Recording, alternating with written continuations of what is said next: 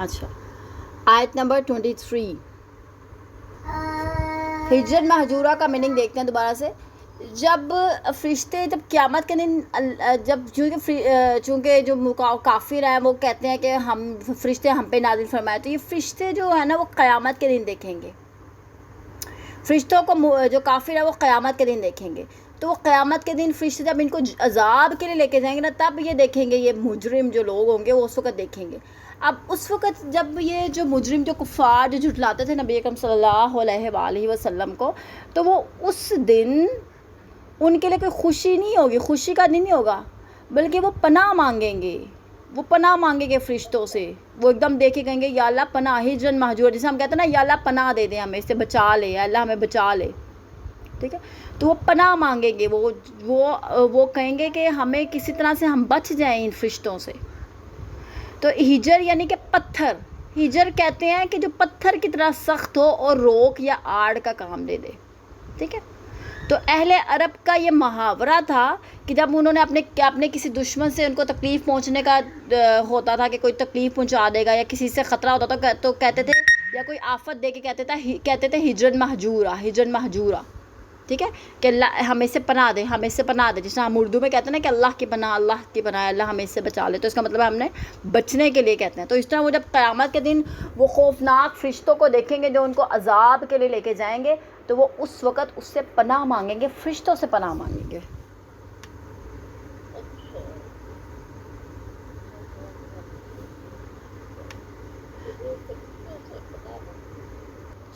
तीन जगहों पे फरिश्ते नज़र आ सकते हैं, 3 जगहों पे, ठीक है। 3 जगहों पे ये मुशरिकीन को या जो काफिर लोग हैं उनको तीन सूरत में वो फरिश्तों को देख सकते हैं। एक, जब उनके ऊपर अजाब इलाही नाजिल हो, ठीक है, या अल्लाह का अजाब नाजिल हो। दूसरा, जब उनकी जान निकालने के लिए फरिश्ते हैं, तब नज़र आते हैं फरिश्ते, सबको नज़र आते हैं, ये मुशरिकीन और मुनकरीन को भी आएंगे, ठीक है। और वो खौफनाक हालतों में होते हैं उस टाइम फरिश्ते। जो नेक होता है उसके फरिश्ते खूबसूरत हालत में होता है, जो बद होता है उसके बाद हालत में होता है, ठीक है। और तीसरी सूरत वो होगी जब क़यामत के दिन अल्लाह ताला ने उन पे मुसल्लत किए होंगे फरिश्ते जो उनको जहन्नुम के अजाब के पास लेके जाएंगे, जो उनको जहन्नुम में डालने के लिए लेके आएंगे। अल्लाह ने जो उनके लिए पे फरिश्ते मुसल्लत किए होंगे, उस सूरत में उनको नजर आएंगे। तो वो उस वक़्त ये देख के कहेंगे हिजरन महजूरा, क्योंकि हिजरन महजूरा का मतलब है या अल्लाह हमें से बचा ले, इससे पनाह दे दे, लेकिन उस वक़्त पनाह देने का कोई सीन नहीं होगा।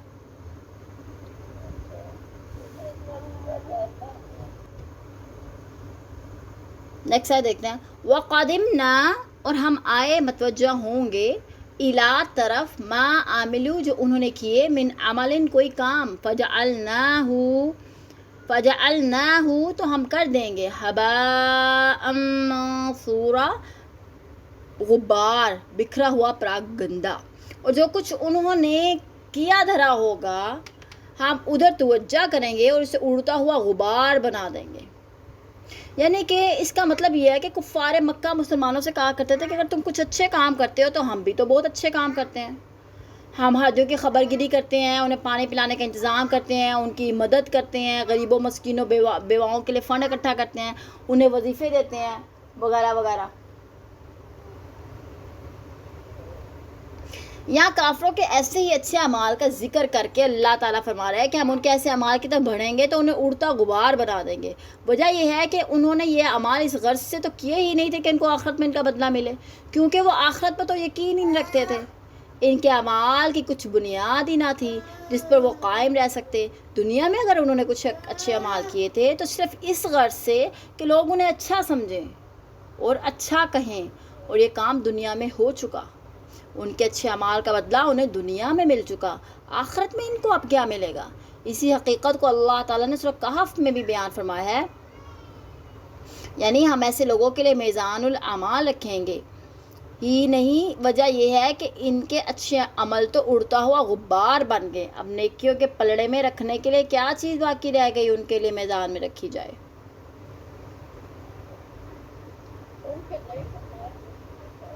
हाँ, उनके लिए मिज़ानुल ईमान रखेंगे ही नहीं।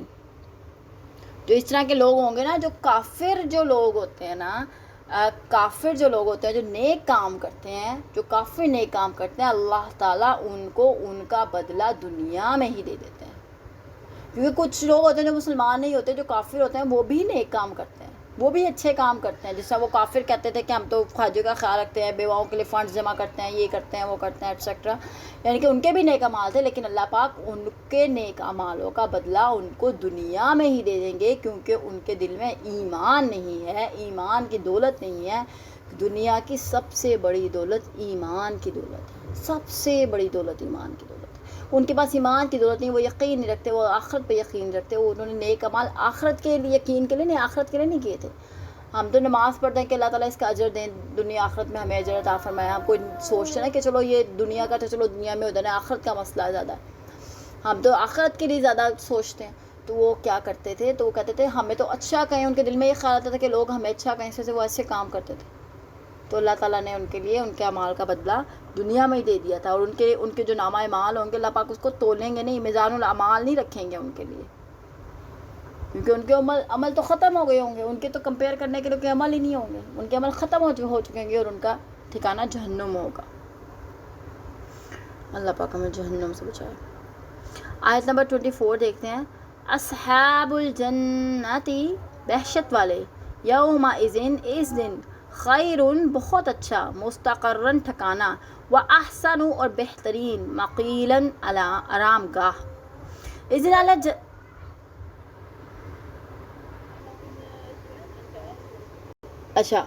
اس دن اہل جنت کا ہی ٹھکانہ اور دوپہر کو آرام گاہ کرنے کا مقام بہتر ہوگا. قیامت کا دن ہمارے موجودہ حساب سے 50,000 سال کا ہے.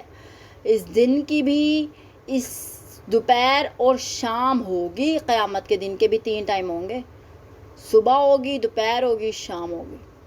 حدیث میں آتا ہے کہ اللہ تعالیٰ دوپہر سے پہلے لوگوں کو حساب کتاب سے فارغ ہو جائیں گے.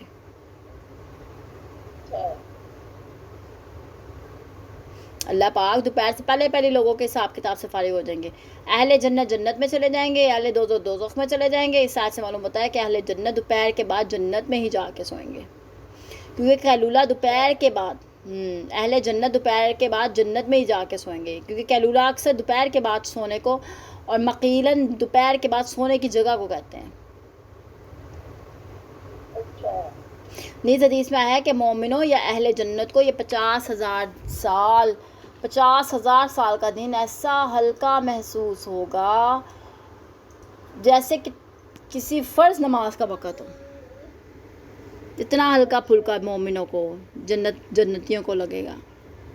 وَيَوْمَ، اور جس دن تشقق، آیت نمبر 25 ہے. وَيَوْمَ، اور جس دن تشقق، پھٹ جائے گا، السماء، آسمان، بالغمام،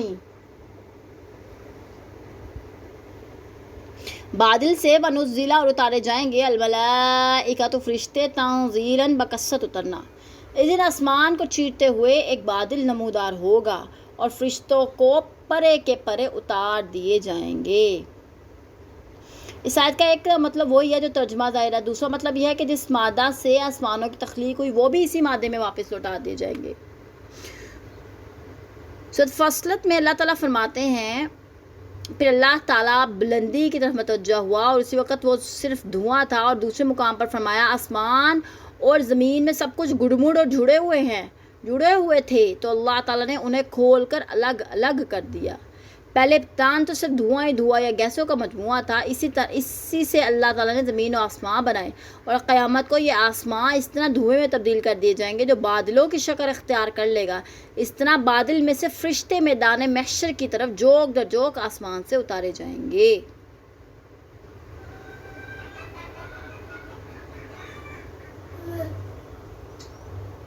الملک، ایک منٹ. الملک، آیت نمبر 26. الملک، بادشاہت، یومئذ، اس دن، الحق، سچی، للرحمن، رحمان کے لیے، وکان، اور ہوگا، یومن، وہ دن، علی الکافرین، کافروں پر، عسیر، سخت. اس دن حقیقی بادشاہی رحمان کی ہوگی اور یہ دن کافروں کے لیے بڑا سخت دن ہوگا. قیامت کے دن اللہ اکیلے کی فرما برداری اور بادشاہی ہوگی اور سب انسان بالکل برہنہ قبروں سے اٹھا کھڑے کیے جائیں گے۔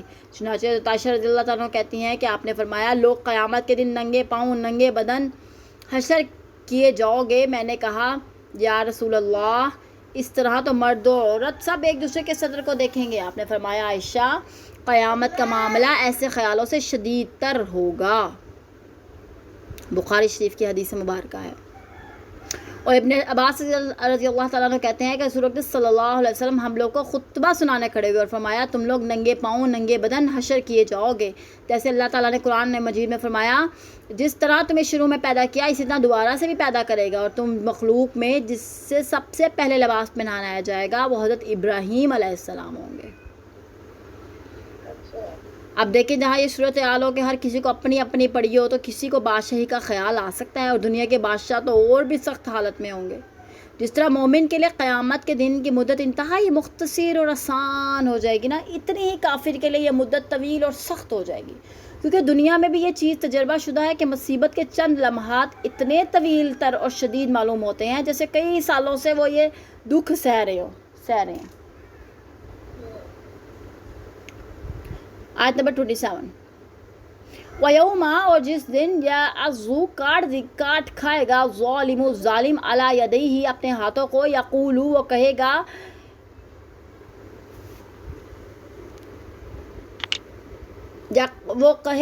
علی یدیہ اپنے ہاتھوں کو، یقول وہ کہے گا یا لیتنی کاش میں اتخذت پکڑ لیتا مع رسول کے ساتھ سبیلا راستہ۔ اس دن ظالم اپنے ہاتھوں کو کاٹے گا اور کہے گا کاش میں نے رسول کے ساتھ ہی وہ اپنی روش اختیار کی ہوتی۔ یا ویلتا ہائے میری شامت، لیتنی کاش میں، لم اتخذ نہ بناتا، فلاں کو خلیلا دوست، کاش میں نے فلاں شخص کو دوست نہ بنایا ہوتا۔ جب کافر مومنوں سے اللہ تعالیٰ کا حسن دیکھے گا تو وہی مومن جنہیں وہ حقیر مخلوق سمجھ کر ایذائیں پہنچایا کرتا تھا تو حسرت و ندامت سے اس کے منہ سے یہ الفاظ نکل جائیں گے کاش میں نے بھی اللہ کے رسول کا ساتھ دیا ہوتا تو یہ سخت وقت نہ دیکھنا پڑتا، کاش میں نے کچھ اپنی بصرت سے کام لیا ہوتا اور محض دوسروں کو اعلیٰ کار بنا کے رسول اقدس صلی اللہ علیہ وسلم کی مداخلت نہ کی ہوتی، لیکن اس وقت سارا وقت گزر چکا ہوگا۔ آیت نمبر 29 لقد اضلنی البتہ اس نے مجھے بہکایا، ان ذکری نصیحت سے، بعد اس کے بعد جب جاءنی میرے پاس پہنچ گئی، وکانا اور ہے الشیطان شیطان للانسان انسان کو خذولا کھلا چھوڑ جانے والا۔ اس سے تو میرے پاس نصیحت آ جانے کے بعد مجھے بہکا دیا، اور شیطان تو انسان کو مصیبت پڑنے پر چھوڑ جانے والا ہے۔ خذول بمعنی کسی کی مدد نہ کرنا بلکہ مدد کے وقت ساتھ چھوڑ جانا، اور خذول ایسے دوست کو کہتے ہیں جو زبانی تو دوستی کے بہت دعوے کرتا ہو اور دھام بھرتا ہو لیکن مصیبت کے وقت ساتھ چھوڑ جائے، دغا دینے والا دوست۔ شیطان کے لیے یہ لفظ بالکل راس آتا ہے کیونکہ وہ ہمیشہ انسان کو سبز باغ دکھلا کر اور خوشنما وعدے دے کر اسے گمراہ کرتا ہے، پھر مشکل وقت پڑنے پر دنیا میں بھی ساتھ چھوڑ جاتا ہے اور آخرت میں بھی وہ یہی کام کرے گا۔ یہی خصوص شیطان کے دوستوں یا شیطان صرف انسانوں کی بھی ہوتی ہے۔ آیت نمبر 30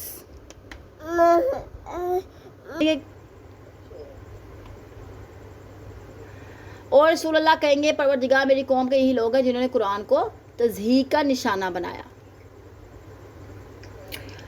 آیت نمبر 31 وَكَذَلِكَ اور اسی طرح جعلنا ہم نے بنائے لِكُلِّ نبی ہر نبی کے لیے عدوًا دشمن منا سے المجرمین مجرموں گناہ گاروں وکفا اور کافی ہے بربی کا تمہارا رب ہادین ہدایت کرنے والا ونصیرن اور مددگار۔ اس طرح اے نبی ہم نے مجرموں کو ہر نبی کا دشمن بنایا ہے، آپ کا پروردگار رہنمائی کرنے اور مدد دینے کو کافی ہے۔ یعنی نبی کی بعثت کا مقصد یہ ہو سکتا ہے کہ لوگ رسول صلی اللہ علیہ وسلم کی اطاعت کریں۔ اب جو لوگ پہلے سے مطاع بنے بیٹھے ہوتے ہیں وہ بھلا کیسے برداشت کر سکتے ہیں جو لوگ پہلے ان کے فرما بردار اطاعت گزار تھے وہ انہیں چھوڑ کر یا ان کے ساتھ کسی دوسرے کی بھی اطاعت کریں۔ تو ہر جو نبی تھے ان کے ساتھ کوئی نہ کوئی دشمن تھے جو ان کو ستاتے تھے۔ تو لیکن اللہ تعالیٰ نے ہر نبی، ہر پیغمبر، ہر رسول کی اللہ پاک نے ان کی مدد اور ان کی رہنمائی فرمائی. وقال اور کہا اللہ زینہ کفروا جن لوگوں نے کفر کیا، لولا کیوں نہ نزل نازل کیا گیا علیہ اس پر القرآن قرآن جملۃ واحدہ ایک ہی بار، کذالک اسی طرح لنثبت تاکہ ہم قوی کریں بھی اس سے فؤادہ کا تمہارا دل، ورتلناہ اور ہم نے اس کو پڑھا ترتیلا ٹھہر ٹھہر کر. کافر یہ بھی کہتے ہیں کہ یہ سارا قرآن یک بارگی رسول اکرم صلی اللہ علیہ وسلم پر کیوں نہ اتار دیا گیا. بات ایسی ہی ہے، اور یہ اس لیے کہ ہم آپ کی دھاڑس بندھاتے جائیں، اور اس لیے بھی کہ ہم آپ کو ایک خاص ترتیب اور وقفوں سے پڑھ کر سناتے جائیں.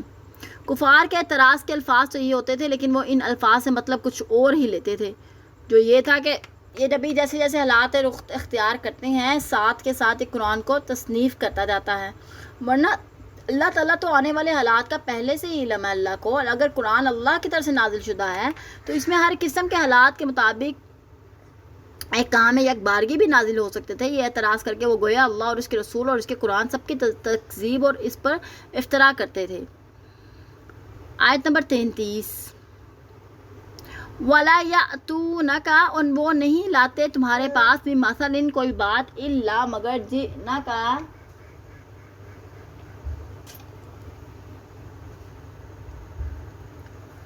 ہم پہنچا دیتے ہیں تمہیں بالحق کی ٹھیک جواب و احسن اور بہترین تفسیر وضاحت. اور اس لیے بھی کہ جب یہ کافر آپ کے پاس کوئی مثال اعتراض لائیں تو اس کا ٹھیک اور برجستہ جواب اور بہترین توجیہ ہم نے آپ کو بتلا دیا.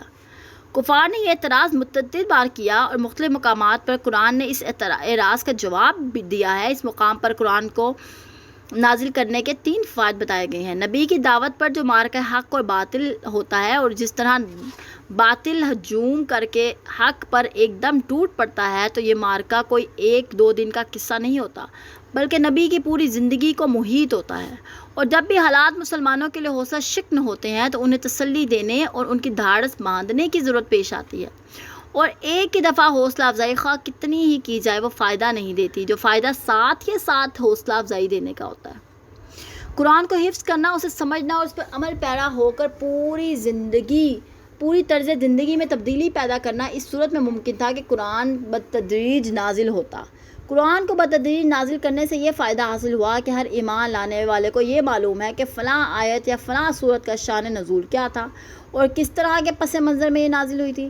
نیز اگر کوئی شخص قرآن کی کسی آیت یا کسی مفہوم کو غلط معنی پہناتا تو قرآن کے ساتھ نازل ہو کر اس مفہوم کی تردید کر کے صحیح تعبیر پیش کر دیتا.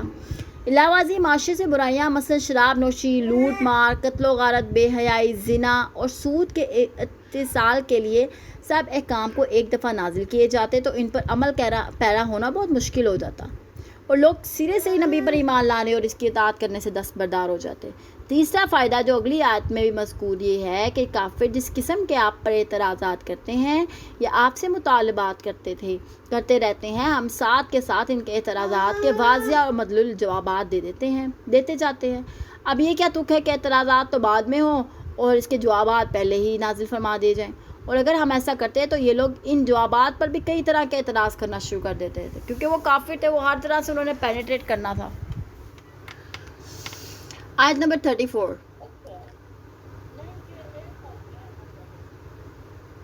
اللہ زینہ جو لوگ یحشرون جمع کیے جائیں گے اعلیٰ پر وجوہہم اپنے منہ الی جہنم کی طرف، اولئک وہی لوگ شر بدترین مکانا مقام واضل اور بہت بہکے ہوئے سبیلا راستے سے. ایسے لوگ اوندا منہ جہنم کی طرف لائے جائیں گے، ان کا ٹھکانہ بہت ہی برا ہے اور یہی سب سے زیادہ گمراہ ہے. یعنی کافروں کے اس قسم کے اعتراضات کرنے کی اصل وجہ یہ ہے کہ ان کی عقلیں اوندھی ہو چکی ہیں، جو سیدھی سادھی باتوں پر غور کرنے کے لیے آمادہ ہی نہیں ہوتی. لہذا ہم قیامت کے دن اوندے منہ جہنم کی طرف چلا کر لے جائیں گے، جیسا کہ درج الحدیث سے واضح ہوتا ہے. حضرت انس بن مالک رضی اللہ تعالیٰ عنہ فرماتے ہیں کہ ایک شخص نے عرض کیا، یا نبی اللہ، قیامت کے دن کافر اپنے منہ کے بل حشر کیے جائیں گے؟ آپ نے فرمایا، جس پروردگار نے انسان کے 2 پاؤں پر چلایا ہے، کیا وہ اسے قیامت کے دن منہ کے بل نہیں چلا سکتا؟ تو قیامت کے دن جو کافر ہوں گے، چونکہ وہ منہ موڑتے ہیں اللہ سے اور اللہ کی باتوں سے اور اللہ کی اللہ کے نبی کے احکامات سے، تو قیامت کے دن ان کو منہ کے بال اللہ پاک ان کو جہنم میں کافروں کو بھیجیں گے، منہ کے بال۔ آیت نمبر 34 ہم نے مکمل کی ہے، انشاءاللہ نیکسٹ ویڈیو میں ملاقات کرتے ہیں، ٹل دین ٹیک کیئر، اللہ حافظ۔